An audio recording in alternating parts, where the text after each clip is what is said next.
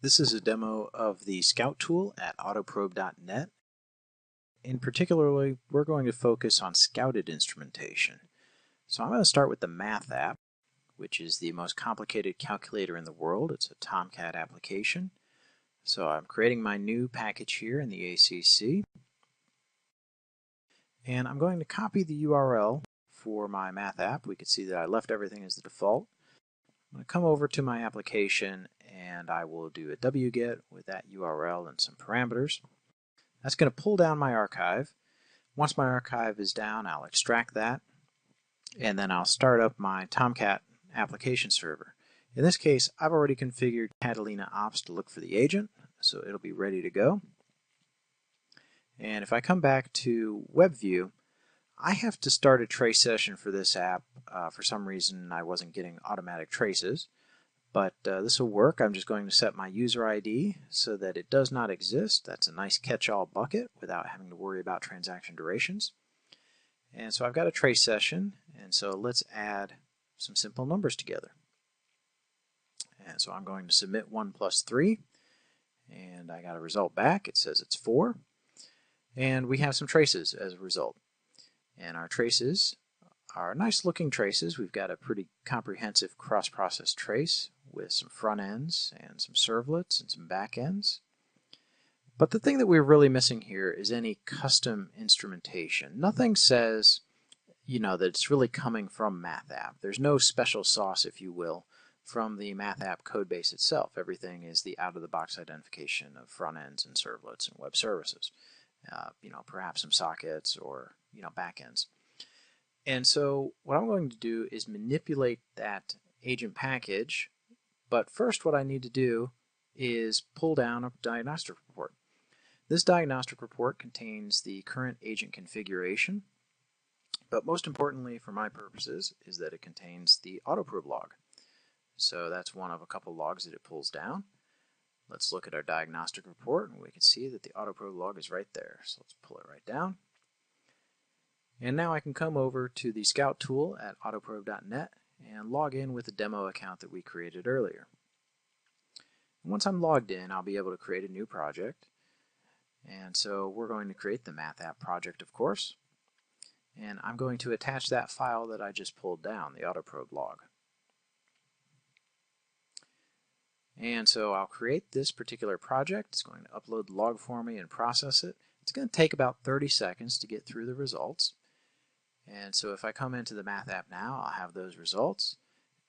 We first see that it's recommended some extensions that are available. And there's quite a few of them, but we're going to cover those extensions in the other video. So in this video, we're going to talk about scouted instrumentation. So scouted instrumentation is auto-created instrumentation for gaps in the application. And we can see that we have com.math.complex here. We've got com.client.math, com.math.simple. So we have several custom components that were pulled down from Math app. And so I'm going to fetch those. So here's our couple downloads. Now the other thing I'm going to do, because even though Math app is complex, it's not as complex as a normal app, so I'm going to fetch Axis 2. So it's auto-generated for Axis 2 because it's a more complex example, and so it'll allow me to demonstrate a couple things. So let's come over and import those bundles that we just grabbed from autoprobe.net. So here's our client. And now I'm going to go ahead and import the complex example. And we're not going to use this. I'm just going to run through simple stuff. So we're not actually going to use complex. There's the simple one. And here's our utilities. And finally, I'm going to bring in the Axis 2 bundle. Alright, so we've got all our bundles, so now we need to update the package with those new bundles. Let's make an edit, and we're going to select the bundles, and we can see the ones that I just pulled down. The client math, the math complex, math simple, math app utilities, and Axis 2. Let's add all of those. You can see those are all hot bundles, so I can apply them to the running agent. I'm going to come in and configure those bundles, and we see that there's a toggle here inside of our com client math, and in fact there's a toggle inside of all these. And the thing is, because this is a simple app, it doesn't show what we see when we look at Axis 2, which is a much more complex piece of code. Axis 2 shows that we actually have a lot of packages, and so each of those packages is getting divided into a different toggle.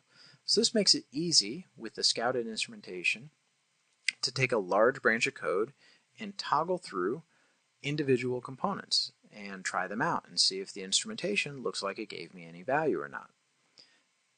Now I'm going to remove Axis 2 because there's a number of extensions that cover Axis 2. We're going to configure the remaining bundles and enable the instrumentation. So I'm going to toggle all of these on.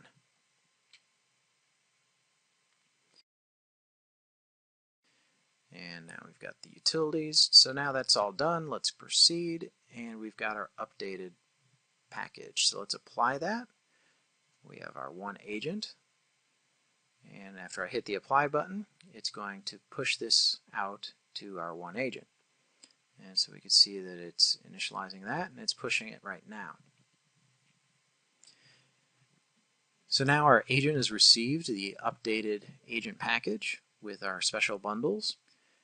So if I come back over and run a transaction, in this case I'm going to do 10 and 20 and add those together.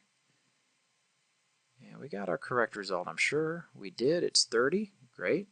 So now let's come over to WebView and we've got our new transaction traces. So let's take a look at those new traces. So of course they're going to look exactly the same on the surface, but then inside the trace we could see our com.client.math, and we've got a getMathResult function being executed. And in the next tier we've got our com.math.simple with the process method being executed on this stub. And finally, in the backend part of the math app, we have a couple different components being invoked for com.math.simple. So let's come over to the investigator, and we'll see all of that stuff in the tree as well. So here's our client, this getMathResult. And so we saw getMathResult inside of the code earlier, and you can see that it ran with a decent amount of time. The com.math.simple, there are quite a few more classes getting invoked. And in the utilities, we can see that there's 2 classes and a couple different methods. Now, if we look at the average response time for this create JSON as string, for example, it's not very long. So if we look at the trace for that, and I'm just going to sort this to find those custom components, and the same thing, we look at the math app utilities, and it ran very fast. It ran in 0 milliseconds. In fact, all of these ran very fast. So, given that, the utilities is probably not the thing that we really care about. The overhead is probably more than the value that we're getting out of it, right? So it's a bad trade-off. So let's come in here and disable the utilities. And this is how we sort through the instrumentation pretty quickly and figure out which stuff gives us the best trade-offs between overhead and visibility. So this showed us how to use the scouted instrumentation to monitor unmapped areas of the code, such as proprietary code. This is the Scout tool at autoprobe.net. If you have any questions, feel free to contact me. Thank you.